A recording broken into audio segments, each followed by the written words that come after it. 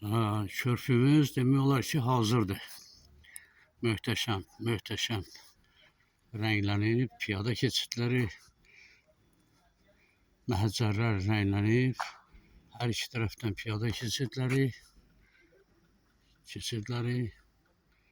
əhsən, gözəl, gözəl,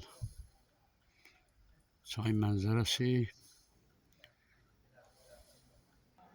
Bircə qalıb yer örtüyü, asfalt örtüyü. Bu da inşallah tezliklə həll olar.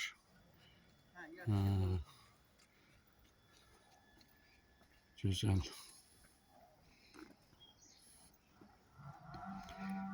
Xalqımız üçün xeyirli, uğurlu olsun inşallah. Boracaqda daha bir yeniliğe imza atıldı. Yaradan əllərə alqış. Allah xalqımızın imkanlarını bol eləsin.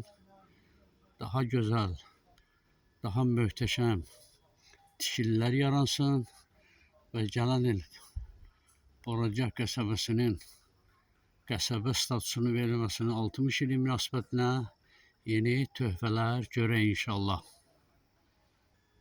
Çöl tərəfdən görünüşü möhtəşəmdir. Dayaqları da möhkəmdir inşallah, möhkəm olar. Yük maşınları üçün məhdudiyyət qoyulub. Belə. Açılışını gözləyirik inşallah.